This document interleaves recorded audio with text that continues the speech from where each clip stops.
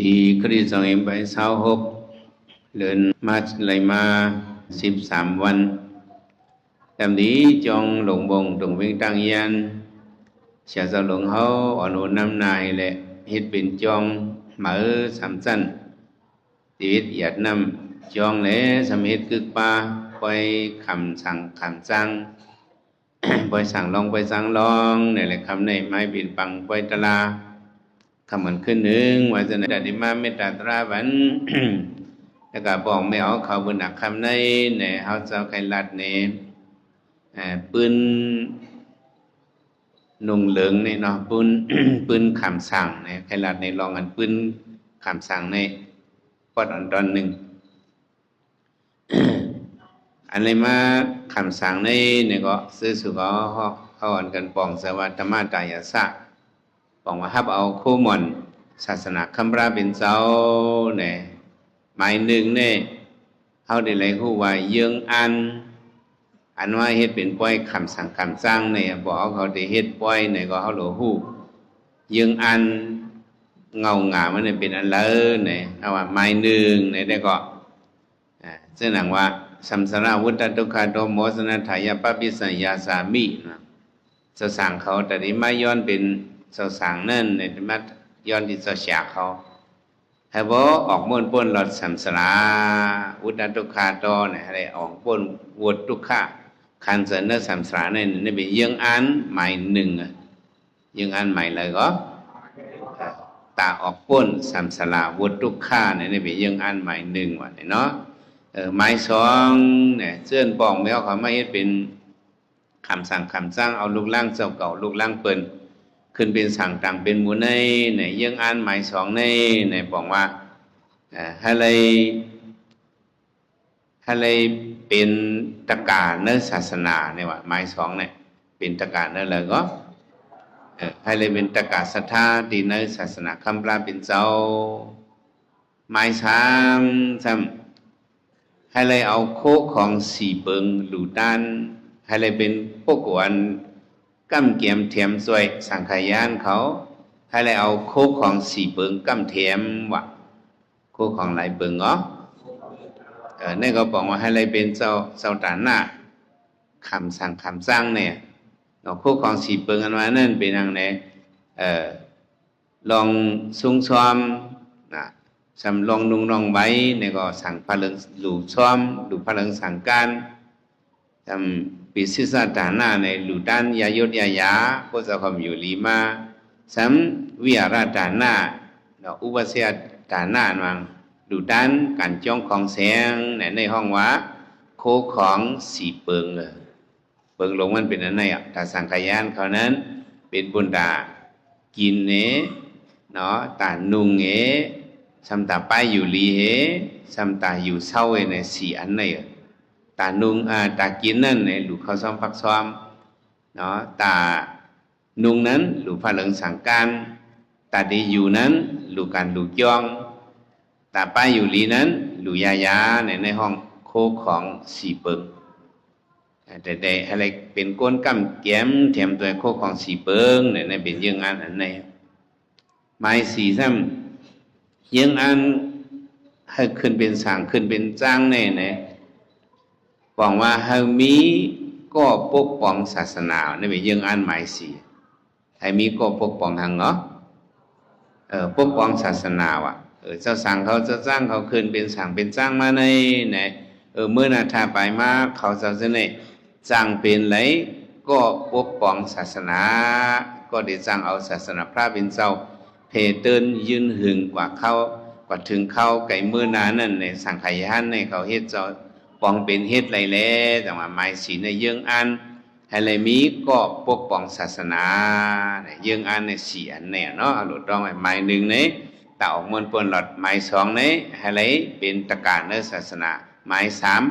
ให้เลยเอาโคของสีเปิงกำเกียมเทียมจ้อยสังขยานเขาหมายสี่ซ้ำให้เลยมีก็ปกป้องศาสนาย้อนนั่นแหละคำสั่งคำสร้างอันนั้นที่เรียกว่าเป็นการสืบสายเจอศาสนาตะกาวเขาต้องไว้เป็นการสืบสายเจอหังก็เป็นการสืบสายเจอศาสนาดวงเนี่ยเพราะว่ามี มีคำสั่งคำจ้างว่าในอันมานุงสั่งก็อันมีอันมานุงจ้างก็อันมี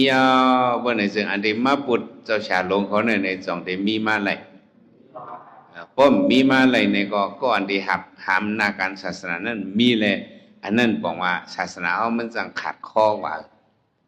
กำไรเลยอันมาเฮ็ดเป็นป้อยคำสั่งป้อยคำจ้างอันนั้นในเขาหลวงโฮมจมก็เลยเฮ็ดป้อยคำสั่งเฮ็ดป้อยคำจ้างก็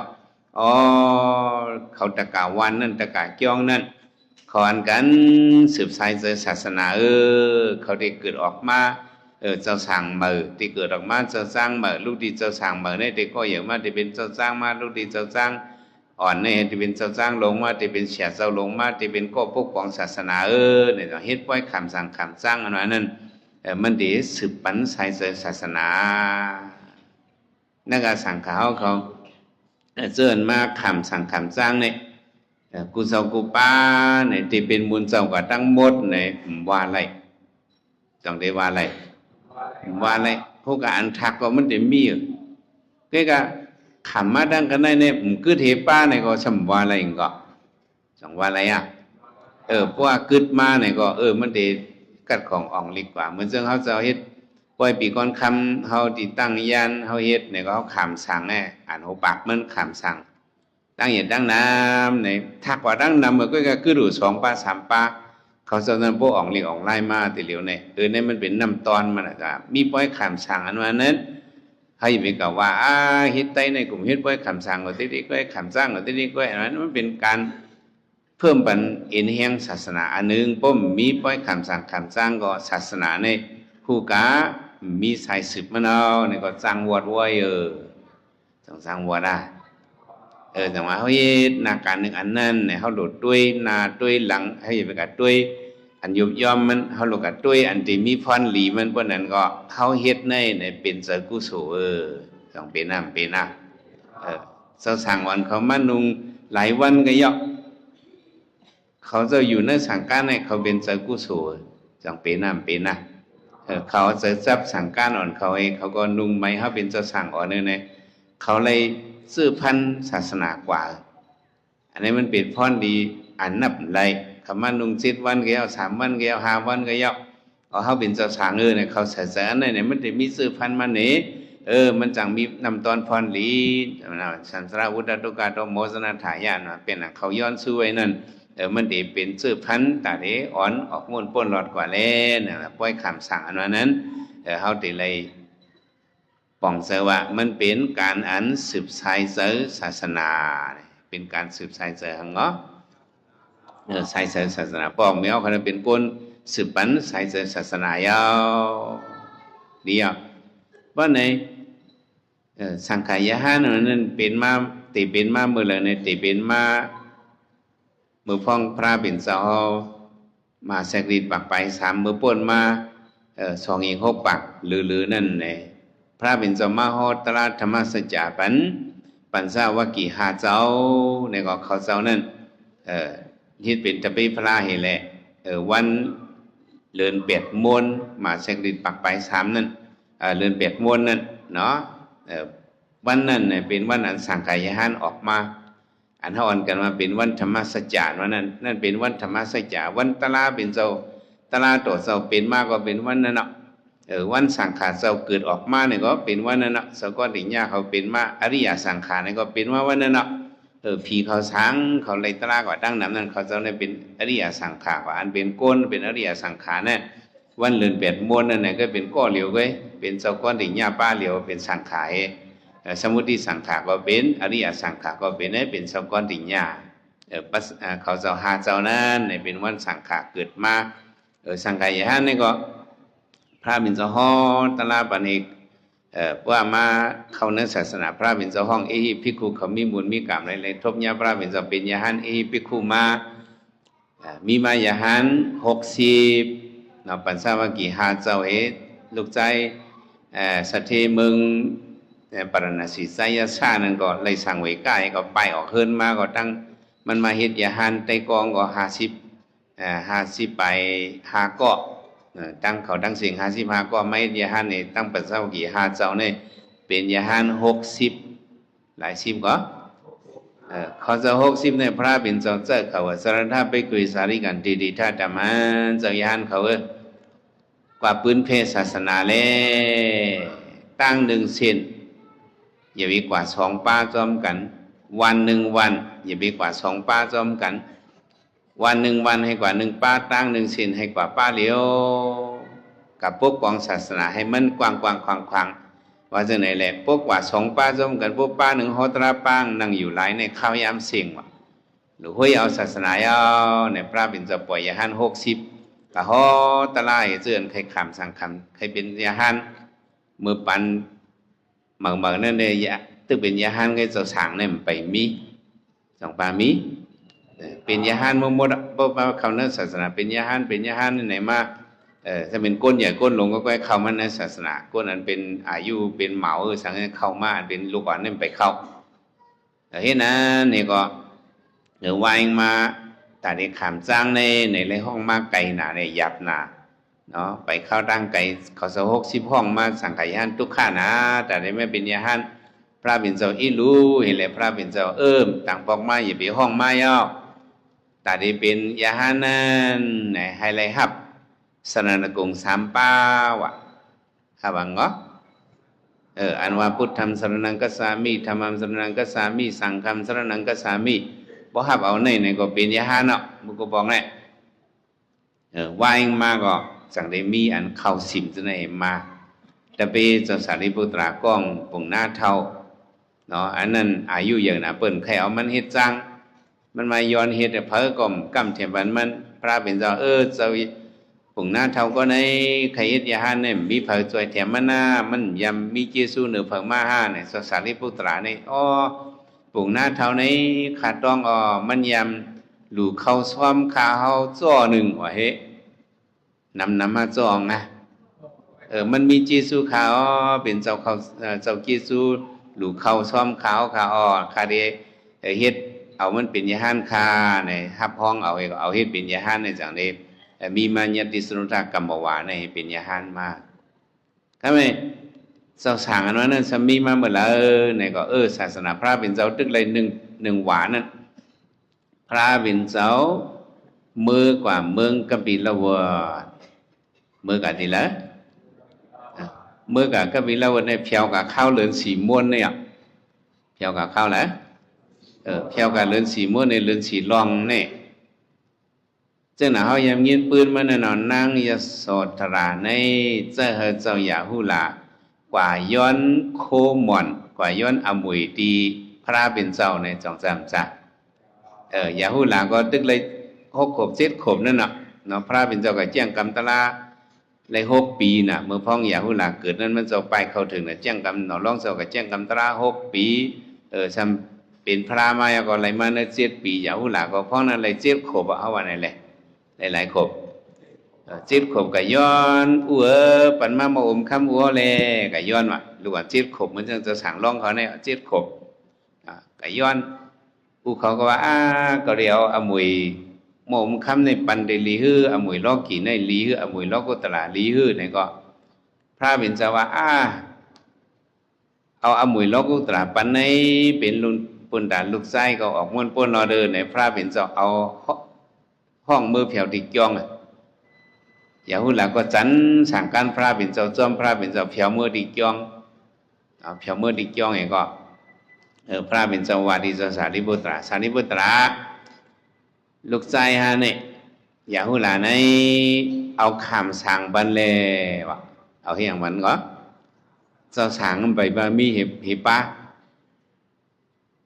เอาคำสั่งบันเลยสารีบุตราก็หูลองมันทีละที่หรือคำปันค้าคำสั่งนั่นค้าก็มียำคำ10 บอกก็ไม่พระเป็นเจ้าว่าตาดีคำสั่งนั่นก็มีลองตั้ง4 ลองหลายลองเกศิศีสนะหมายหนึ่งในทีละทาคนโหเป็ดทีละอย่างก็ทีละทาคนโหว่ะหมาย2ในเนาะกาสายิสีตนะอันนี้3ติเลยลอนเป็นโคโกนเฮเนติเลยนุงสั่งการลักษณะมัน2 อันหมายหนึ่งใน เต็มเลยไว้คนหัวยาวทาหัวล้อมไม้สองเต็มเลยนุ่งโค้สองแขนที่เลยนุ่งสังกันไม้สามสรณดานานีปวสีนามะมีลองตั้งสามลองจะสี่ลองเนาะไม้สามในเนาะสรณดานานีเนี่ยที่เลยฮับสรณกุงสามปะฮับอังเนาะฮับสรณกุงสามปะอันเป็นยาหันเมื่อเจ้านั้นได้ฮับสรณกุงสามปะก็เป็นยาหันก็กะเมื่อมาขำปันสั่งในหมายหนึ่งภิกขุเขาเจ้าได้ก็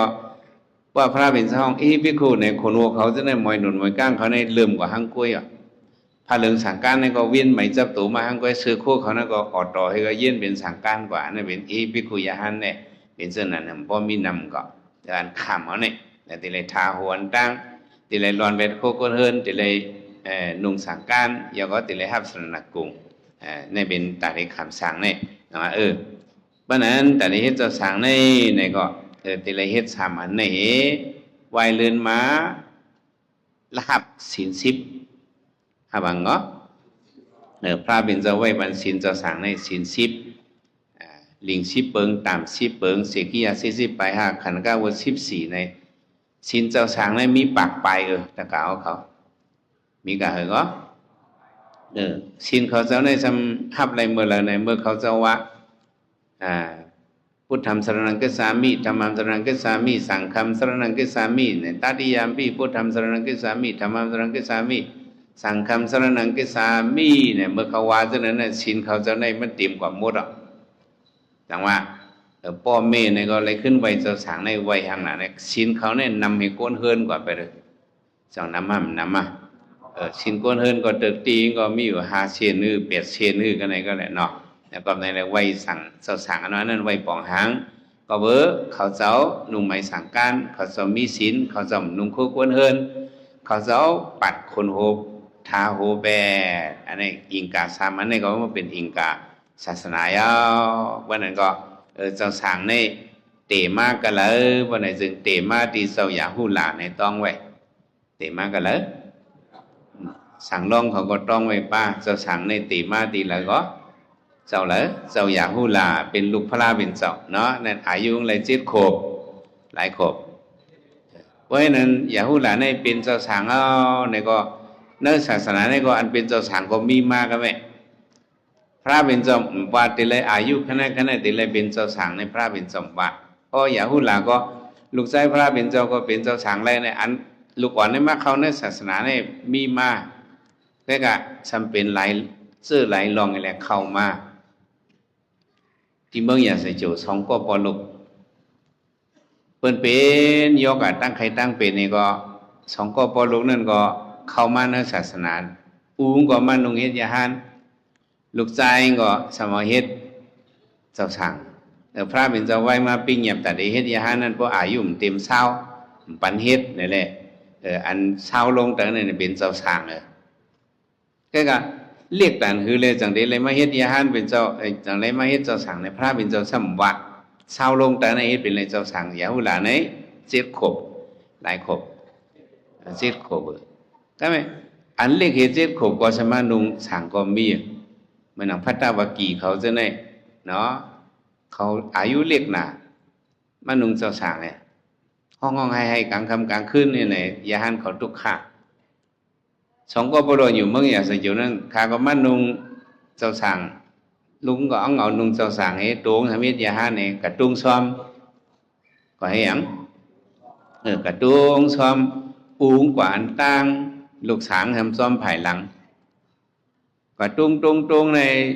เขาซ้อมทำไรเต้ไปไรเต็มทนลูกอ่อนในซ้ำต้องไม่ซ้ำตุกย้อนอุ้งป่อใครกินข้าวไหนใครกินข้าวซ้อมไหนในห้องไห้จอมตังกวนเมืองอย่าสิอยู่ก็สัมพันธ์นั่นสมาห้องว่าอูนั่นเป็นลูกฮานานกวนสัมหูสัมถังว่าบุญเจ้าก็มีลูกเมียงในเป็นในยาหันนางยิงเขาอยู่มันเป็นทางพิจารณาอยู่เนาะก็นั่นแหละเขาเงาในเพียวดิ่งที่พระเป็นเจ้าว่าแต่ได้เฮ็ดเจ้าสางนั่น พออายุไปเลย15นี่ไปเลยเฮ็ดมักมันเอาก็ไม่15ว่ะจังไรเฮ็ดเจ้าสังเนี่ยก็คือก็ป้มเลย15นี่มันเลยเฮ็ดเนี่ยก็เฮ็ดอันนี้ก็ตะกามังก็ในเขาก็นับย้ำศาสนาพระเป็นเจ้านับย้ำเจ้าอนันตาตะกากล้องที่เมืองสาวัตถีเนี่ยนับย้ำเจ้าอนันตาน่ะเลิกแลตะกาก็ในทำตายเบ็ดว่าเฮ้ตายเบ็ดเต็มเจ้าเฮียงเบ็ดก็นั่นเนี่ยมันตายในสองเดียวว่าอะไรกึ่งกลางคือข้าเคยตายไปเลยขึ้นเปลี่ยนลูกอ่อน2ก้อนเนี่ยอายุซ้ำไปเต็ม15ซ้ำมีปอบมีแมวซ้ำมือเจ้านันตาไว้สมาว่าใครอยู่จอมเจ้าเขาใครนุ่งเจ้าสั่งไว้ใครเอาเจ้า2ก้อนพี่น้องพระเป็นเจ้าว่าพวกอายุ15เต็มในไรนุ่งในว่าโลใครนุ่งหนักข้าเขาข้าก็มีปอข้าแลจ้างเด็กตาหากินกันเลยข้าลาใครเฮ็ดเจ้าสังข้าในเจ้านันดาว่าแต่ได้เฮ็ดเจ้าสังในบ่มมีบารมีก็มันใครเฮ็ดก้นหมื่นล้านพันเสียนใครบ่ใครนุ่งผ้าเหลืองสังกันหนึ่งก็มันหยับเต้ๆในเจ้านันดาก็ย้อนครั้งที่พระบิณเจ้าค่ะหลวง2ก้อนในอายุได้15ไปเต็มค่ะกำลังก็ได้มี10 ขวบ12 ขวบ7 ขวบ8 ขวบก็ได้กว่าอายุ15ได้ไปเต็มอุคาสำตายเป็นค่ะหลวง2ก้อนในก็ตุกข้านะครับจังกับปึงปีปึงน้องกันเลยใครมานุงสังกันขวาตีว่าคือคาลาพระเป็นสวะหลวง2ก้อนนั้นอายุไปเต็ม15ในตึกก้อนเล็กก็กล่าวว่าเขาคว้างบรรณาอันนันดาลูกอ่อนเนี่ยอายุก็คือข้าพระเป็นสมวะเพราะว่าเขามอลืมนกว่ะเฮ้หมอหยังเขากินข้าวเลยสังเขาตักข้าวแห้งซะนั่นเลยสังปนนกมาสักกินในพวกเขาว่าเช่ยในว่าเขามอลืมนกให้นกไปเขาหมอฮู้ว่านกมาเอากินข้าวเกานั่นสปิดมันนั่นนกมาสักกินเพราะมันหมอลืมนกช่วยเนี่ยได้มันเฮ็ดจะสั่งแล้วว่าอายุก็คือในจงพระเป็นเจ้าว่าสั่งร้องเขาจะในจงมอลืมนกจงมอลืมนกว่านกมากินข้าวสู่ว่านนกมาซักเข้าในจงมอลืม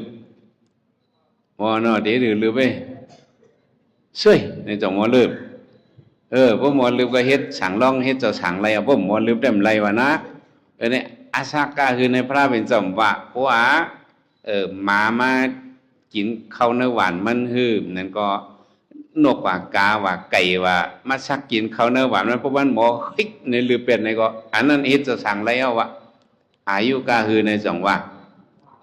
ว่าในจังว่าเอาเดี๋ยวเลยต้องไว้เฮ็ดจะสั่งในกระมองที่ว่าแห้งเรียกหน้าลงหลีเอาเฮ็ดในกระมองที่ใกล้ทัดสั่งซึ่งนั้นก็มีสั่งมีอันในเฮาฮู้ปืนมันหลีในเฮากับทัดสั่งในกูเฮามีตังผิดกว่าเนาะจังว่าโป้หมอลืบนกอันที่มาลืบนกลืบกาลืบหมาอันมาหิมกินข้าวเนื้อหวานมันเพราะมันหมอลืบเป็ดซึ่งนั่นก็เอาเฮ็ดเจ้าสางแล้วอ่ะสองปองเสือในเฮาหลวงปองเสืออันไหนเนาะจังว่าเฮ็ดเป็นเจ้าสางแล้วไหนก็แม่เอากันเฮ็ดเป็นป้อยคำสั่งเมื่อกูบอกได้ก็เฮามาตุยก็แม่ศาสนาเข้ามาถึงเนื้อไตเอาก็อ่อนกันเคยเป็นปอสังเมจังสังแซมจ้ะพวกเกิดลูกมาพวกมีลูกชายเอาเนี่ยโลเอาเนี่ยติเลพวกลูกชายเอาอย่ามาแต่ไหนเฮาได้อ่านเอาเฮ็ดเป็นเจ้าสางในเนื้อเสือปอเมเนี่ยมีกูก้อยเฮาเป็นพุทธภาษาเนี่ยสองเมียมีกูก็นี่แหละใครเอาลูกลังกลางเตาเงาโอ้เขาขึ้นเป็นสางต่างเป็นมูลแค่ไหนก็ไม่ทำมาด้วยเนี่ยศาสนาก็หึงไม่ไต้เอาเนี่ยสมัยยังเนี่ยเฮ็ดปล่อยเตเฮ็ดปล่อยว่าเฮ็ดปล่อยสั่งลองซึ่งน่ะเฮาเฮ็ดติจ้องหลงบงเนี่ยเฮ็ดปล่อยหยังก็ปล่อยสั่งลองใส่อันบนอันเสยให้กองให้การนกกาตุ้ยเฮ็ดไหนก็หาปอเลี้ยงเมาไม่เลี้ยงสาวโลหาปอเลี้ยงลงไม่เลี้ยงลงเฮ็ดปล่อยลูกล่างกลางเตาเงาโอ้เขาก่อนนุ่งปันโคลองไอ้ลีงามให้มันห่างลีบ่หนังคนใจอ่อนบ่ดันมังซาอ่อนอ่อนกันห่างครึ่งปัจจุบันนี่เป็นไต้อ่อนกันเฮ็ดไหนมาปี ปียาวเข้าหึงปู่หมอนในยาวเขาอ่อนเฮ็ดมาวันไหนเขาเฮ็ดนี่เขาลูกเขาล่างเขาเฮ็ดเป็นสังนี่เนาะเอากับคำนี่ไหนโยมไรเนี่ยมีขอถามมาไรคำสังนี่เอากับคำยุ่ยๆเนี่ยก็แล้วเฮ็ดป้อยหังเอากับคำก็ไรจังไรมันไรเมื่อไกเขาลัดน่ะแต่ได้คำสังนั้นไม้หนึ่งตีเลยปัดเกาทาโหไม้สองนี้ตีเลยหลอนเป็นคู่โกนในนุ่งสังการไม้สามนี้ฮับสนกุงเฮ็ดชิ้นว่าไหนก็เป็นสาวสังให้เอาต้องเป็นน้ำเป็นน่ะกุ้ยกะเฮียเขาสามารถเฮ็ดเป็นป้อยสังล่องล่ะหามขี้กำพองขี่ไม้กำพองขี่รถขี่ก้าขี่เลี้ยงเฮ็ดไหนเฮ็ดเป็นป้อยเกี่ยวมวลซื้อเฮ็ดเขาสามเฮ็ดปองหังหลักสองงำเมียนเนื้อทำตลาฮะเขาหลงมาถามตัวขึ้นเป็นเขากอกตัวปืนวันหลังอีกหนึ่งก่อนให้ตะกาวเขาสร้างร่างเสียอย่าไปมาเถียงกันพิษกันกอบอย่าไปมามัวกันกอบสั่งร้องเนี่ยเอาใครลัดเนี่ยปืนมันเพราะเอาหูปืนเนี่ยได้มันสร้างร่างเสียเอาหยุ่มยำเหมือนในตลาดฮอเนี่ยเอาว่าปืนสั่งร้องปืนหนังเงาะเศร้าสีทัดกะเฮ็ดยาหานเมื่ออายุมันเศร้าเลยเศร้าเก่าอายุกะเศร้าสีทัดในเป็นลูกก้นผ่านเป็นลูกสหอคำมาเป็นลูกสหอคำโคก้นธรรมดาเลยโคก้นอันอยู่เนื้อหางเนื้อหออันเขานุ่งนั่น2 เบือนกัน2 แปลกเปิงกันโคก้นธรรมดาดีเขี้ยมากโคก้นเนื้อหางเนื้อหอดีเขี้ยมมากโคก้นหางนะหอในนุ่งปูนุ่งเพศหนึ่งโคหลีงามๆเข้มๆแหลมๆหลีงามๆแหละมันแก่เหโคก้นธรรมดาก้นยาก้นผ่านหนอร้องเจ้าสีธาตุมันเลยสั่งไว้ก้าหันนะมีก้นเท่าก้นเป็นก้นตายยาห้านี่แหละซ้ำลูกชายอ่อนก็สำเลียงมาเป็นยาหูหลากก็มามันว่าโอ้อันนี้ตีเหมือนซึ่งกบกินเรือนเอาไหนเขาในตั้งกว่าก็ได้ติดรับสิ่งไปเราเขาปองก็สอคำสุทรนาก็เลยยินว่าอ้อลูกชายเขาสสีทัศน์ในมันว่าก็มีหลานเขาในมันว่าเป็นเหมือนเรื่องหนังราหูอสุราลงมาสุ่มเบ็ดเหลือนบ้วนอะไรเนี่ยมันวานเนื้อเสือมันโกตั้งกว่ามันเนาะพอเงาลำลงมาสุ่มเสือเลือนในก็เงาเลี้ยงในเต็มมีโกมันไหลออกม้วนป้นเราในมันจะว่าเหมือนเรื่องหนังลูกเขาเนี่ยเหมือนเรื่องกบลงเต็มมากินเลือนเอาเนี่ยมันจะเน็ตไปออกเข้าถึงกับเฮ็ดยาหันมันจะขี่มากกว่าแห้งกว่าแต่ก็ในเลป้อยสั่งล่องมังตีไหนสั่งล่องขี่ม้าจังจ้ะขี่ม้ามังวันมังเบื้องเนี่ยขี่ล้อเนี่ยก็มีกาปันขึ้นอย่างแบบสูงมากเนี่ยขี่ก้าเนี่ยก็มีจังมีพี่น้องได้เอาในทำเขาหลักไล่เพื่อในทำให้อย่างไหนห้ามขี่เข่หามือขี่หังเหรอขี่เก้หามต้อมเสียงกองเสียงมองเขานั่นไหนเอาเป็นตั้งเกี่ยวมนซื้อใจทำไมตีคำจ้างเนี่ยก็จะจังว่ามันนุ่งโคจ้างลองเนาะเอาเรื่องเจ้าสีทัดขี่ม้ากระโดดฝักอันนั้นก็นุ่งโคลองนุ่งโคเนื้อหางเนื้อหอเนี่ยด้วยสั่งลองเขานุ่งโคเหมือนเรื่องโคขนใจเนื้อหางเนื้อหอนั่นเนี่ยถ้าเอาพิงทุ่งอันไหนมานั่นได้เป็นพระร้องแหล่ผู้การนุ่งเจ้านั้นหล่อหม้อก้นยุ่ยๆได้พำนุ่งกับห้องเทวาเจ้าไหนมันจะมีอันนุ่งมีเจ้าสางอ่อนป้าหนึ่งซึ่งมันเจ้าห้องว่าอันที่มาเป็นเจ้าสั่งปันติต้าเนี่ยเจ้าสั่งหังเหรอปันติต้าในสัตว์ก่อนวันหลังมันเป็นปุ่งหน้าผานก้อนหนึ่งเป็นปุ่งหน้าผานปุ่งหน้าเท้าอายุเยอะผ่านนี่ก็มีตั้งหลุดดังต้านทางเลยมันผ่านเนี่ยแต่วันหนึ่งมามันกะสุดมุนกะฮ้อปันเปิ้นนี่เปิ้นก็ปันมันปุ่งหน้าในมาเข้าหุงน้ำนมหวานหนึ่งปันหังมาซ้ำเพียนมันเพียนเผือกหวานปอดหนึ่งมันไหลมา2 อันเลยมันก็เยอะอ่านไว้เนื้อเสือมันก็เลยมาเขาน้ำนมมาเมื่อไหร่เจ้าเจียวพาวัดนี่ก็เลยมาเนื้อเสือเขายังอ่านไว้หึงหนักเขาเคยหลู่เจ้าสารีปุตตรา ใครอย่างเหรอมันหันเปิ้นหลูเขาซ้อมพักซ้อมมันต้อนเลยหลูให้บอกตัดได้ใส่ต้องเต็มก็มีบอกว่ามันเลยกินอิ่มตีนเตียนกินเลือกินโลนมันเลยมีเห็บบอกอ่ะมันผ่านหนาจะเป็นก้นก็เหลียวติ่งติ้วเมียนั่นเนาะวันไหนมันเลยมาพาวัดเพิ่นหนึ่งเลยเขาน้ำนมหวานหนึ่งในมันก็เปิ้มองสารีบุตรมาตุงซ้อมติเบิงสาวัตถีมันก็หันสารีบุตรมาปังขาปังเสายอคิงมาค่ะเขาย้อนหลุยหนึ่งคาเนี่ยเอาเขานำนมมันตั้งหวันเนี่ยถอกใส่เนื้อสปิดสารีบุตราพอถอกใส่สารีบุตราห้องละดุงเอาก็ในมันพอมีหางในพวกเขามันหลุเบ็ดตั้งบดเนี่ยมันเต็มจังกินหางเอามันเดอึบตั้งวันเอาเหมือนไงแล้วก็มันถอกใส่ตกคืนมาสารีบุตราเฮ่ไปเลยแล้วตะกะหลุครึ่งหนึ่งก่อนแล้วอะโลเจ้าค่ะเขาซ้อมเนี่ยมันก็กลุ่มตาโก้เหลียวกินก็กลุ่มตาโก้เหลียวต้องได้กินอิ่มก็หลุมมดค่ะเนี่ยมันหลุเป็นมดเสตนามันเนี่ยเป็นอย่างมันเสตนามันความใจเขาก็ว่าหลุดานซื่อไล่ตานต้นในจังหวะว่าค่ะอะไรหลุยกำขาจัดก่อนในคำมีตานหน้าในคาสังมาพานค่ะย้อนหลุค่ะถ้าว่าต้องเชิงกับสารีบุตรก็ครับเฮียงเลยสารีบุตรเฮียเป็นหนึ่งครึ่งอันว่านั้นอะไรตัวปุ่นตาก้นอันหลูนั่นเนาะอีหลูตาก้นอันหลูนั่นให้เขาก็เลยกินเลยเยี่ยมนะเห็นนั้นสารีบุตรฮับเอาหมดฮับเอาก็กินซุ้งครึ่งเนื้อขึ้นจุนบันปุ่งหน้าก็เฮ็ดมังปอกมาคำซุ้งมดอย่างไรยันขึ้นจุนบันก็มีอย่างนั้นให้ตาหน้าเขาก็ให้เป็นเขาก็ให้เลยกินไว้เสียเจ้าไหนขึ้นจุนบันก็มีในปืนเขาเสานั้นเขาหันมาเจ้าไหนตั้งนำกว่าเฮียงเลยหนึ่งครึ่งไงเลยจังไกฮีเป็ดอันนั้นเนี่ยปุ่มเขามีอันหนึ่งตะกาวเขาปอว่าจอมเนี่ยปออ่ำหมอหู้ลุยสั่งเลยถ้วยเจอหลงปออ่ำหมอหู้ลุยสั่งเลยถ้วยเจอหลงผมหู้ลุยในจังเฮียงก็จังเลยถ้วยเจอหลง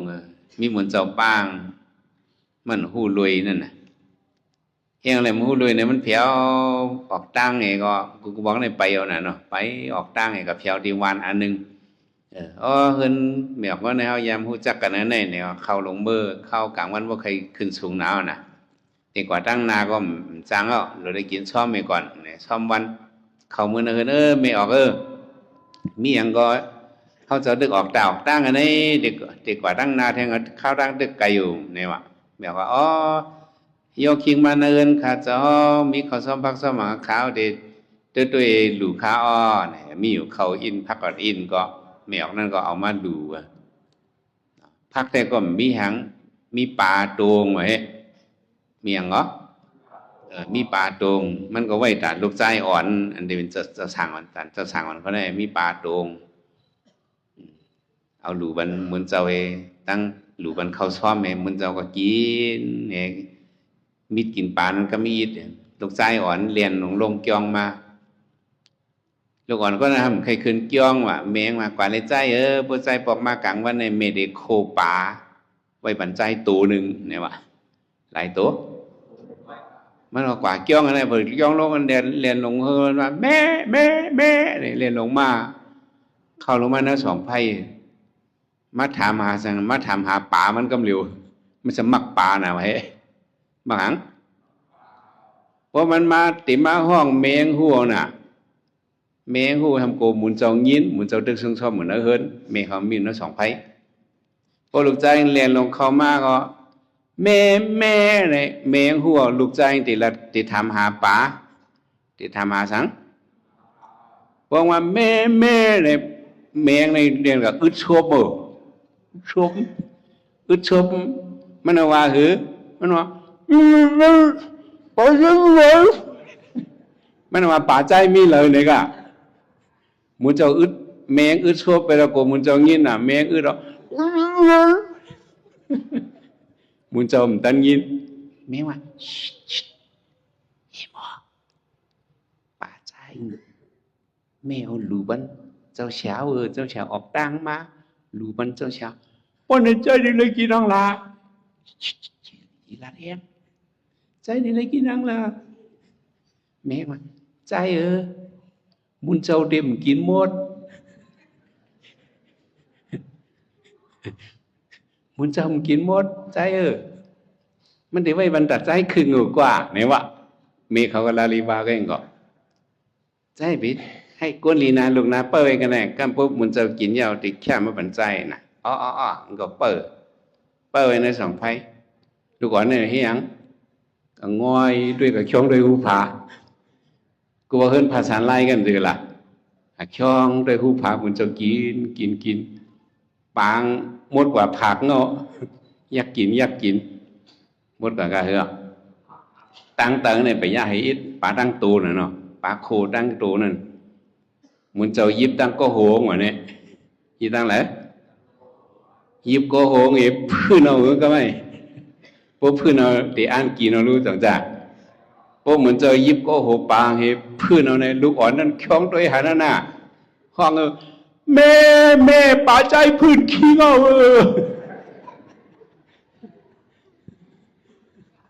มุนเจ้างี้เนาะโอ้นี่เป็นปลาลูกอ่อนเนี่ยมัดกินนึงมาไปบันขึ้นลูกอ่อนเลยอย่างว่าพวกหมอหูโดยจังเลยถอยใจลงนั่นเป็นอะไรเนาะจะสานิพุตราได้หูน่ะปุ่นหน้าดูครึ่งก่อนอะไรเจ้าค่ะสิทธิ์นะคะดูหมดค่ะนั่นเจ้าก็ช่วงไอ้ครึ่งเอาขึ้นปั่นตะกานั่นกินตะกานั่นก็มึงนั่นก็ตายกว่าพอตายกว่าก็ขึ้นกับตีสันทีก็เร็วกับตีดินน้ำเมืองสาวัตถีในกับญาเฮิรนเมตกาอันมืดจะสารีปุตราเนี่ยว่าลูกอ่อนสั่งปันติตาใจอ่อนปันติตาในกับตีตั้งสันทีเอาในก็เมมันในเฮียงในใครลูกเขาซ้อมพักซ้อมตีจะสารีปุตราวะสันทีในอ่อนเป็นทัดมโหใจเมมโหใจอุลุกนั้นมันกับสืบกันเลยเลือดลัดกว้ามันนั้นใครหลูเขาซ้อมใครหลูซ้อมสารีบุตราในปังเจ้าสารีบุตราให้มาหลูเขาซ้อมพักซ้อมเมกลางเสมันนางอันใครกินเมปมลงใครกินนั่นไงใครกินเขาซักพักหรืออันกึศที่เจ้าสารีบุตรานั่นน่ะมือจัดก่อนมันยำกินมาลูกจังจ้ะเงี้ยมือมันต้องไม่เอาลูกเขาซ้อมมันเจ้าฉาเขาจุนมาในปีมาหวานเนี่ยมันจับใจมันนั่นมาตีสันทีก็ตึ๊ดก็ย้อนถึงเมมันในใครหลูซ้อมเจ้าสารีบุตราก็มาหลูด้านปานนี้ก็เมย์ก็เลยกินข้าวสักอันเจ้าสารีบุตรากินเสียงนั้นพักกินเสียงนั้นก็ห้านใจมันก็อยู่ลีไม่ก็เลี้ยงมาลูกอ่อนก็ในว่าลูกอ่อนก็ในเต็มเรือเนาะในก็เขาปั้งเจ้าสารีบุตรามากับซ้อมกระเฮินเอาลูกอ่อนก็ในจัดก่อนให้เป็นก้นผาหน่อยก็ไม่ก็เบิดเลยหลู่เลยต้านเลยมาเกิดเป็นลูกก้นมีก็ไม่เกิดเป็นลูกหังมาเกิดเป็นลูกก้นมีเขาสื่อมันเปลี่ยนสื่อลูกอ่อนในใบหูหวังในเปลี่ยนสื่อมันใจนั่นกึ่งดัน100,000 วะอาสเปีย100,000 วะตายก็เขามันสื่อหรือนั่นนี่ก็เจ้าสารีบุตรามันเต็มมันใจเต็มหรือเนาะเขาปั้งเจ้าสารีบุตรามากับซ้อมเมื่อวันใจยี่เปลี่ยนกำปลาอันสื่อนั่นกึ่งดัน100,000นั่นนี่มาโป้เบินกัดจันเอาอุเมงในเดียว่ามาเอาลูกใจเอาไว้เจ้าสารีบุตรคาเจอเขานั้นมาหอบลูกอ่อนในกว่านี่ก็มือมันนั่นยิบไว้เถียนนั่นเกียนเกียกว่ะก็ลงมาจันในออกกว่าก็ลูกอ่อนในให้เสียงลิบเสียงเขียวอโลคันยินเสียงไห้ไงขึ้นปั่นมันในแหละพวกเอาเถียนนั่นขึ้นมาปั่นมันในมือมันก็ยิบลงมาให้พวกเขามาจันเอามันทำให้ดิกอโลปั่นมันยิบเพลาเนี่ยเขาก็ยิบมันก็ยิบลูกอ่อนให้ไปหูหังก็กับมันหูมันหมอลาดก็ยีบลงมาเพียวดีสารีบุตราวันนั้นก็มันเอาแผนนั่นปล่อยตกไปในกระสือไว้ดีมตินสารีบุตราได้หยิบนั่นนี่ก็แมงว่าให้เลยเป็นตาหน้าลูกไส้ก็เวลาเนี่ยก็ดูว่ากำเร็วนี่เป็นตาหน้ามันมี3 อันมีหลายอันดูเข้าซ้อมวันหนึ่งแผ่นพาวัดเผือกวันผืนหนึ่งกำปลาในผืนหนึ่ง3 อันหลายอันให้ในทีนี้มันใจเลยจิตขบมาย้อนเหตุเป็นเจ้าสางเลยเพื่อมันนี้ย้อนนี้เป็นเจ้าสางนี่ก็ลาดเมมันเมใจใครเหตุเจ้าสางใจใครเหตุกันเลยล่ะใครเหตุแต่เป็นเจ้าสารีบุตราวันนี้ติดก็ว่าลูกอ่อนเนี่ย ลูกก็เลยจิตขบเลยพระเป็นเจ้าก็คว้างบรรลุอย่าหุ่นหลังก็จิตขบก็ให้เป็นเจ้าสางไล่ลูกลูกชายเขาใครเฮ็ดเจ้าสางก็แม่เขาเด็กขับคืนบ้านเนี่ยเป็นลูกชายสัทธีเลยเนาะเป็นลูกชายหังเพียนเสือมันมือเลี้ยงนั่นกึ่งอาคันในกึ่งเป็น100,000เลยเนาะอันคำว่านุ่งปันโคมเลี้ยงเหมือนมันในก็มันง่ายเหมือนในลูกเขาเลยจิตขบเตรียมเขาเดี๋ยวมือเฮ็ดเจ้าสางเนี่ยก็ลูกเอากระเฮินเขามือถึงตีเกี้ยงในห้างเครื่องลงมือวะเนาะห้างเครื่องลงสู่เหมือนคู่เหมือนก็เฮ็ดบ่เฮ็ดล้ำก็ส่งลูกชายเขามือเผียวตีเกี้ยงก็มือถาโหแต่ถ้าเป็นสักกรรมฐานกีสานโลมานาคาตันดาดาซ้อในทาโหเยาก็เฮ็ดในก็เอานุ่มเป็นเจ้าสางว่าจังว่าปานสถิกูบอกว่าแต่ที่เอาลูกสางลูกเขาก็เฮ็ดเป็นสางนั่นเขาก็ห่างคืนค้อนขุยลิงามกว่าจังจำใจเหมือนจะเขาเฮ็ดป้อยสางล่องติเลียวว่าอ๋อบัพสิดาบ่าวตรงละบ่ตาได้เป็นเจ้าสางอันนั้นตาได้เป็นสังขยานในมันหยาบเต้ๆในพุทธภาษาพูดถึงเจอในแหละเพราะว่าเขาเจ้าในให้เป็นเข้มๆเรียบเหมือนจะคนใจคนลูกใจสัทธิกับนุ่งสางเนี่ยก็มีสุขาสามนี่ก็เฮ็ดในอุเมมันก็เฮ็ดปานลิงามอันนี้ห่างเคิงโคมเลี้ยงมาเอากระส่งติกยองสมิธยังนางยิงก็หนึ่งอยู่เมืองยาสิโจเนี่ยชื่อมันนางว่าธรรมะติงนาว่าเหรอธรรมะติงนาโผมันในกระถ่อมตะลาตั้งสอคำเป็นพิสาระเป็นใต้ก้อกันโผมันในกระถ่อมตะลาวันที่1กระถ่อมตะลาโผมันในเป็นซอดาปานเป็นหนังมะวันที่2กระถ่อมตะลาเป็นมาสกดากรรมวันที่3กระถ่อมตะลาเป็นอนากรรมเป็นหนังเพราะเป็นอนากรรมในเจตนาราคะเนี่ยมีสภูสมุยเนี่ยมีอวัตตะลาเนี่ยวันที่1มันก็ถ่อมตราปอกมาไหนเมงมาอยู่ที่ภาคตัวเปิ้หับยืนมือหับเอาไหนก็มันก็หับยิบมือมันหยิบมือเมงให้เขาเมื่อเนินเมื่อกินเขากุมกันวันที่2เป็นอนากรรมมาเมงมาหับเอามันก็มายิบมือ2วัดสูงแขนกันในเขาเมื่อเนินเมื่อกินวันที่3มันเป็นอนากรรมมาเป็นหยังวะเมงมาหับเรื่องกูบอกยืนมือหับปานไหนก็มันใจกดไก่ไว้ก็ยังน้องยิงห้ำยิบมือสัวเฮียงลาเขาเป็นอนากามเมาเนี่ยว่าเขาไว้สู่เหมือนน้องยิงก็อย่างว่าซึ่งในกำเร็วเมียเสือผู้เสือมีเนี่ยไว้เป็นน้องยิงก็อ๋อจมข่าวปีเฮียนเขาเฮียนทักอันนี้ตั้มปันนางยิงกันว่าในปุ๊บผูเขาเห็นนั่นเขาก็ไม่ใครคำก็เสร็จจังแจ่มแจ้มันนั่งเป็นอะไรตะลาพระเป็นเจ้าห้องในเป็นตานั่งยิงก็หาตาก้นใจมันป้าสูอีพิคุนีในฮันนั่งยิงก็มีนั่งยิงก็ถ่อมเลยเพราะไหนเขาก็ย้อนถ่อมมันนั่งก็ย้อนถ่อมตะลาโฟงก็กว่าเลยก็ถ่อมตะลามันนั่งก็ถ่อมตะลาหวนตะลามาหลีงามเดี๋ยวก็มันนั่งย้อนกว่าเฮ็ดอย่าหันนั่งยิงย้อนกว่าเฮ็ดหยังเมื่อกูบอกแล้วมันมียาหันคนใจก็มียาหันนางยิงก็มีมันนะสัวเขาขายย้อนขว้างสู่ย้อนกับเฮ็ดยาหันนางยิงกว่าเลยพ่อมือโผงก็เป็นอนากรรมแหละเมงย้อนกับเฮ็ดยาหันพ่อมือเขาได้กับมือเราถึงจะหอค่ำก่อนถ้าเป็นได้ก่อกันแหละเขาได้ให้เขาหลบปุบกันเลยเมื่อเราจะหอค่ำเป็นวิสาระมีข่าวธรรมะติ่งหนานั่นเนาะมันแค่กับเฮ็ดยาหันนางยิ่งว่าโอ้ลีหลอเขาทำนะศาสนาในมันนับต่อหางเฮียนมันลีแลเนี่ยตีเอาตีเฮือนมันในเห็นเลยต่อว่าเผียวตีเกี้ยงในตัวจะหอกคำในจี้สั่งมาให้หางเฮียนบรรพาราสมัตให้บัวคำไม่หามกว่ากันไว้เอาหามกว่าจะหอกคำในปันวัวนะหอมาเฮ็ดบัวคำไม่หามกันเลยที่กับเฮ็ดการลีในเขาหลุดยุกยองเนี่ยโผมาในเฮ็ดบัวคำไม่เจอกนหางเนื้อหอกเขาเป็นเครื่องสัตย์เนี่ยเปิดกันอุ่มล้อมให้เลยเมื่อส่งเผียวตีเกี้ยงอันนี้ก็บอกว่ากับเฮ็ดยาหันเนี่ยก็ยาหันนางยิงก็เปิ้นหางเครื่องก็ลีงามๆเฮจอมส่งเด้ๆว่าเฮ็ดบ่เฮ็ดลามก็ส่งก็มีจังมีฉันมีแห่งนางยิงก้อง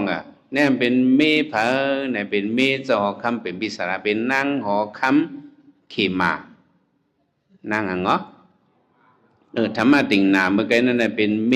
วิสาขาวันนั่นน่ะใส่สเทวิสาขาเป็นอนากรรมนางเขมาในสัมเป็นเมหังลีเจ้าคำเป็นพิสาระฮักว่าฮักเรื่องมันหังลีแล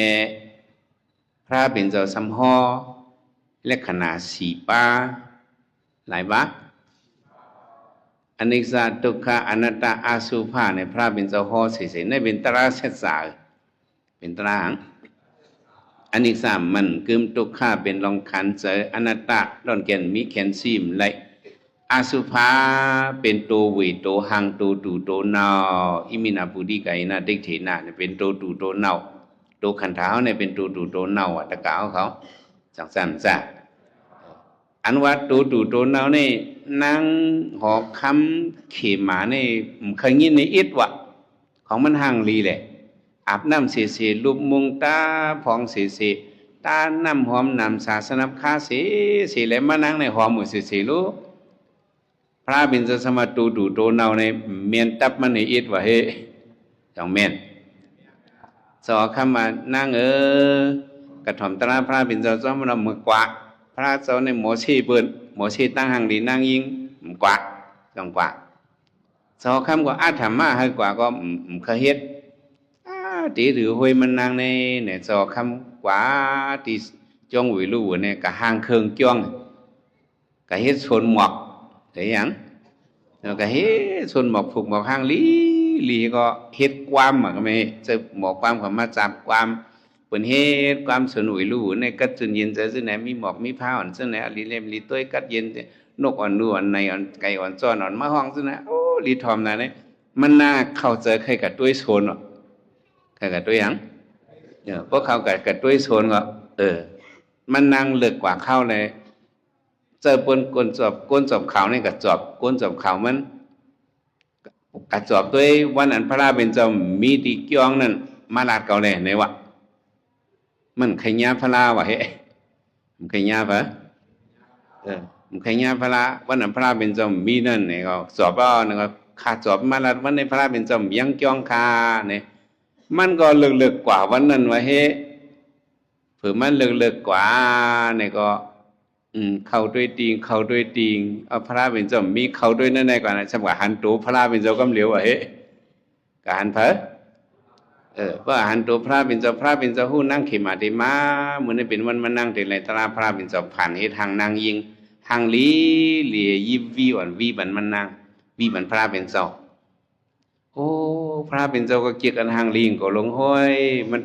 ใจจับพระกับใจจับนางยิงหางลีนั่นหางลีสิมันกว่าวะเนี่ยหางลีสิบะฮัลโหลก็อยู่นะเมืองกวนเนี่ยก็หางลีนะมันหางลีก็ลงได้ในใจจับนางยิงอ่อนวีอ่อนวีโคนางอ่อนวีบันพระเป็นเจ้าร้อยมันก็ด้วยหางนางนะรู้หน้าตาอ่อนกุ้งคู่ลังอ่อนหมักตาอ่อนคนตาอ่อนมันกลางอ่อนมันซุบอ่อนมันพวกของสว่างอารมณ์ไปหางลีโนลูกยิงเผยในมันก็เข้าใจด้วยนางหางลีนั่นแหละอยู่กรรมมาพระเป็นจะเอาพุ่งตะโคผ่านไม่ค่อยหนาผ่านให้นางหางลีนั่นคือข้าในยืนเป็นก้นเท่ากว่า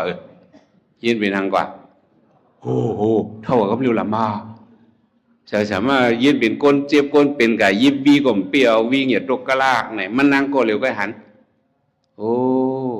ผู้สำจังเป็นอยู่กรรมมาถ้วยจำไรก็นอนให้ก็ตายกว่าก็ตูเนาเมนพระเป็นเจ้าพุ่งตะโกเฮ็ดเมนตูเมนเนามานั่งเลยสั่งไว้กันพระเป็นเจ้าฮอตลาปานนี้ก็มันนั่งถ่อมตลาในหยันลีนะได้เป็นยาหันตากว่ากำเหลียวเป็นนางกว่าเพราะว่า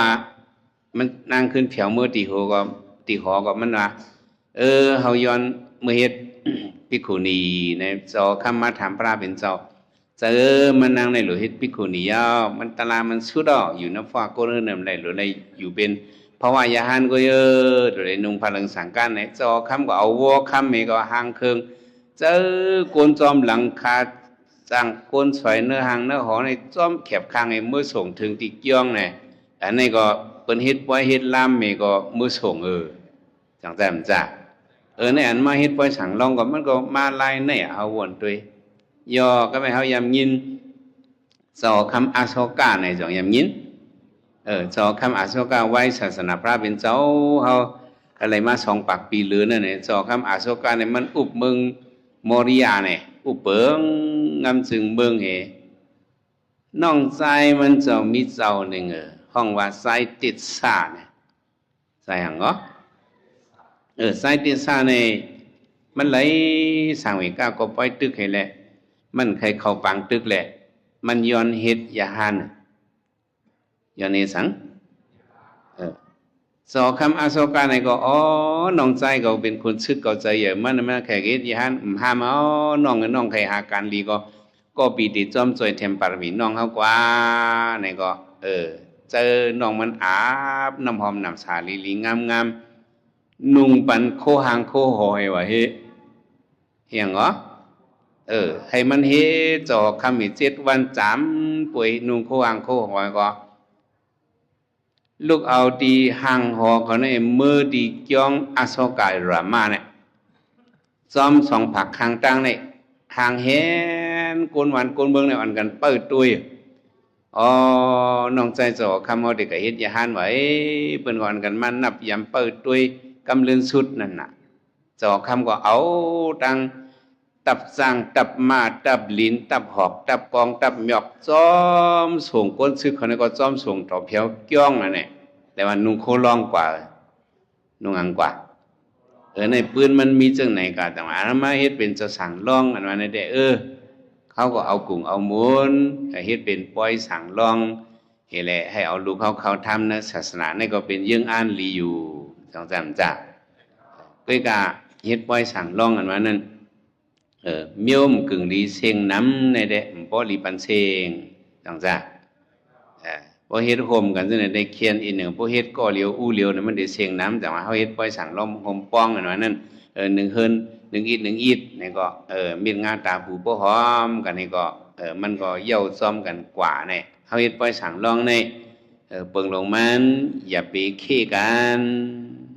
อย่าไปหยังพวกเคกันในมันเข้มหลวงหมอจมซ้อมกันว่ะหลวงหมอหยังเนาะอย่าไปว่าสั่งล่องเก่าหางลีสั่งล่องมืออย่าไปว่าซึ่งนะสั่งล่องเฮาในหางลีเผอหางลีมะนาวหมอกหางลีกูหลวงอ่ะเฮาหลวงไว้ใส่ซึ่งนั่นน่ะจังซั่นจ้ะในอย่าไปขี้กันเฮาหลวงเฮ็ดกว่าเปียงนังเฮาปีอะไรนั่นกุ้ยเนาะอย่าไปกันนิ่งให้เฮ็ดเนาะอะโลกำพองในหนังหือดิกยานั่นน่ะอะโลก็ขายข้าวเขียวให้ก็เฮ็ดจังก็มีจังซั่นจ้ะเฮาเฮ็ดจังนั้นอย่าไปเฮ็ดจังนั้นอย่าไปให้มันเสียงน้ำเกี่ยวก็อะไรเกี่ยวมนก็อะไรมนอะไรจอมพิงจอมทุงว่าเฮ็ดจังไหนกว่านี่ก็ลูกเฮาเขาเข้ามาในศาสนาเขามานุ่งสั่งวันเลยหลายวันก็ยาวยังอ่านแต่ก็เป็นยังอ่านเหลียวเป็นยังอ่านจังเป็นยังอ่านเหลียจึงมาเขาในศาสนาก็มยามพันติสัมสราวุตตุกาโตโมสนันทายะปะปิสัญญาสามิตาได้ออกมนต์พ้นในสัมสรานั้นเฮาขามาย้อนเป็นสังขยาวมาย้อนเป็นสร้างขยาวนี่เป็นยังอ่านเหลียทำไมเขาก็ได้มาย้อนสั่งการตีเจ้าเขาสักกะลาวุตตะตุกขานิสรณะนิพพานัสสะสิสิกรณทายะอิมังกัสสาวงกเหตวปปาสิธามัมปันเตเนี่ยสั่งหนังเฮดีออกมนต์พ้นในสัมสราวุตทุกขานั้นสั่งการอันมีเนื้อมือขาดเบี้ยวเนี่ยเสียเจ้าข้าเอาสิเลเอาคาตเบลเขานุ่งเป็นเจ้าสังสีกรรมคาเนี่ยนี่เป็นยังอันหลีรู้จังจันจ้ะเขาหู้ที่ปองมันเลี้ยมหู้ก็ย่ออันเขาเลยว่ากว่าซับซุบซับปากกว่านั่นอันนั้นมันเป็นกรรมเป็นศีลนาเขาย่อศีลนาไปคุยกรรมวตามิศีลนาอันหนึ่งอันนั้นเพราะมันเลยมีเสื้อพันมันกว่านั้นบุญศาสนานี้มันได้ส่งปันเฮ็ดเป็นอุปนิสัยที่ส่งปันตาเดออกมนต์พ้นหลอดอยู่ในเพราะว่ามาเป็นเจ้าสางย่อเนี่ยก็ตั้งหลู่อันไรเฮ็ดเป็นเจ้าสางในกูโกนเฮ็ดไรเมื่อปานพระเป็นเจ้านั้นนักกาเนี่ยก็ใครมาเฮ็ดสางใครมานุ่งสางการอย่างใครมานุ่งสางการนักกาใครมาเฮ็ดสั่งนุ่งสางการนั่นนักกาในเขาสมอผ่านเขาก็มีฟงตะโคกับมาซิตี้เนี่ยเขาก็มีฟงตะโคนักอาโตงเนี่ย มันมีพุงอย่างมันผ่านเฮ็ดโกนไว้เฮ็ดแต่ก็เอาเขาผ่านนี่หยังผ่านนักกาปอเนี่ยผ่านเฮ็ดโกนใจก็เอาสังการนั้นมันเลยมาก็เลยก็มูเอามานุงเฮ็ดเป็นยาหานเนี่ยเป็นยาหานปลอมไงมันเลยเข้าสิมเฮ็ดเป็นยาหานปลอมเปิ้นตุ้งซ้อมกับตุ้งซ้อมเปิ้นแค่ไหนหอสบิดกับตุ้งซ้อมมัน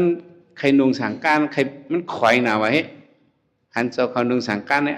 ก็ไปใครเป็นซึ่งนั้นก็จะเป็นนักการในเป็นตริกชันในเมื่อเคยนะก็ผ่านฮิตเป็นกู้นี่กับนุงก็เลยก็ในผ่านที่เป็นกู้นี่มานุงไงก็มาอยู่จอมยาฮันเขาก็มหูทางว่างเป็นก้นเตะเนี่ยก็อยู่จอมกันก็ให้ก็กินเขาจอมกันกะตุ้งซ้อมจอมกันนอนในเกียงหลังเร็วกันเนี่ยทางเป็นยาฮันเตะจังหวะวันมานักการตรงนี้มันก็ฮิเกียงมาหึงหนาแต่วันมามันได้กินนำไหนเอามันนอนรับก่อนไปถึงกลางวันเนี่ยเฮียงกับแบบแต่พ้องกินเขาวันมานอนในกำเอาเสียบรับลงกว่าวันนักการในพวกเขาเสียบรับกว่าเนี่ยฟุ้งตะโคนเขาผ่านวันนั้นหายกว่าไปเลยเอามันขึ้นเป็นนักการโคตรข่อยในพวกติ่มเกี้ยงไว้ให้ตัวอย่างนี้เต็มหัวติ่มเกี้ยงหมดเป็นเกี้ยงเมื่อก่อนก็มันพวกเกี้ยงหลังอย่างเป็นเกี้ยงออฟก่อนเท่านั้นกับ2 ปานนอนซ้ำกันกันน่ะหลายปะแต่2 ปานนี่มันพวกกวางกับว่าไต้กองนั่นก็ถามว่าไต้กองทำกว่าตั้งหลังมูวันนั้นขึ้นปอกมาตกลื่นอินมันก็เปิดไต้กองมาเปิดไต้กองเขามาผีได้พักดูได้ตกใจเอาน่ะเนาะไต้กอต่างก้อกะมาด้วยขา2 ปานนอนนี่ก็อัดก้อนสมออกกะเลยตั้งนอกไต้กอต่างก้อมาผีได้พักดูผมว่าผีได้พักดูมันหันยาหาเนาะหันงูหลงหันนักกาหลงก็อยู่หันสังยาหันมาผีพักดูด้วยหันนักกาตกใจเอาน่ะนักกาลงมากินไต้กอก็ไปเอาห้องบังสิไหนวะของติ่มเกียงบ่รู้นักกาลงมากินไต้กอก็ว่าบ่ห้องสิไหนในก็ซื้อหิมหอมสนองกันเรียนมาว่ามันก็ยินเสียงเฮ้ยนักกาลงมากินได้ก็นักกาพามฮิตเป็นยาหานก็ตื่นลงมาให้ก็โอ้คงเป็นตัวนักกาขึ้นไม่ผ่านฮิตยาหานขึ้น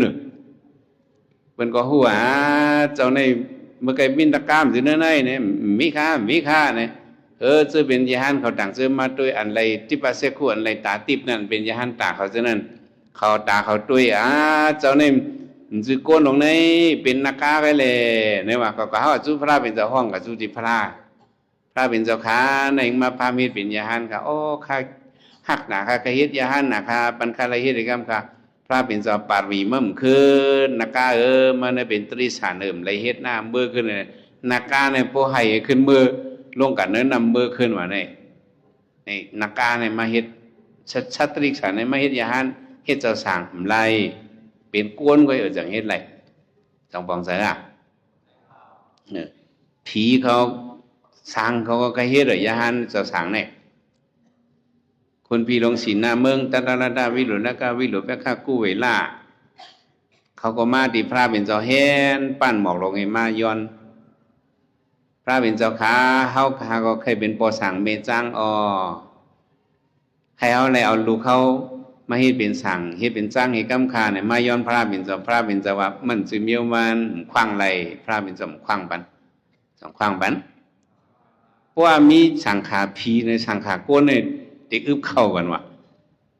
เป็นนังผีในหมอหายโตจังจ้ะหมอมินจังจ้ะยาหานโกนในซ้ำหมอหายโตหมอมินเนี่ยเปิ้นก็รู้อันหมอมินนั่นเด็กๆก็ในยาหานโกนเนี่ยติอึบเข้าพระเป็นเจ้าฮู้ขว้างปันเม็ดไรจังเฮ็ดไรคนปีสีหน้าเมืองในนางเงาเหี่ยมือขึ้นเมืองผีเขาเมืองยาขนสักยาเมืองยาขนอินอย่างสุสีก้อนในนาเป็นเงาล่ะเฮาขายย้อนเฮ็ดเป็นปอสังเมสังปอจังเมจังในพระเป็นจอมขวางขาสวยดีกว่าเฮาเฮียนเพิ่นบอกอ่อนนี่ก็กันตัวนางกาเพิ่นบอกสู่เรียกแหลกเขาได้เฮียนกว่าคุณอินมาเฮ็ดเพิ่นบอกในเยอะทันร้อยเสาเมืองว่าเฮ้ตีเยอะทันหัวว่านั้นก็กะกันตัวย้อนเฮ็ดเป็นปอสังเมจัง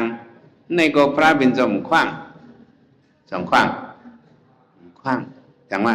ตั้งหลวนเอาอะไรมาเฮ็ดเป็นปปสิตาฐานะ เอาลูกเฮาล้างเฮาเฮ็ดเป็นสังเฮ็ดเป็นจ้างนี่เปิ้นห้องตั้งหลู่หางในเปิ้นห้องตั้งหลู่ผีคอยว่าเนี่ยห้องตั้งหลู่หางก็ตั้งหลู่ผีคอยก็ว่าสำเร็จอันหนึ่งห้องว่าจะอยู่ในห้องว่าตั้งหลู่ผีซวยว่ะห้องว่าหางแถมผีเขาเนี่ยซวยปอกไม่ออกเขาว่าเนี่ยเพราะวันคำสั่งมาเมื่อฟุกในปอกไม่ออกเขาติดด้วยลูกสั่งเผยลูกจ้างเผยมันนี่เนื่องจากในจ่องจมจวมเหมือโฟเมกันกี้ตาตุ้ยกันนี่เอาเป็นพอสั่งเมจ้างเอานอนเนี่ย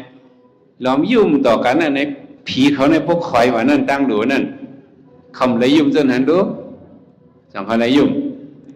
ก็ในตั้งหลู่เขาขำสั่งขำจ้างในบนห้องมาตั้งหลู่ผีซวยตั้งหลู่ผีคอยสองเบี้ยวในวะนี่เป็นประสิทธิ์ต่างหน้าเอาเลยเอาลูกเปิ้ลเลยสั่งลูกเข้าเลยสั่งเอาคำเป็นจ้างเนี่ยฟ้อนดีกุศลมันได้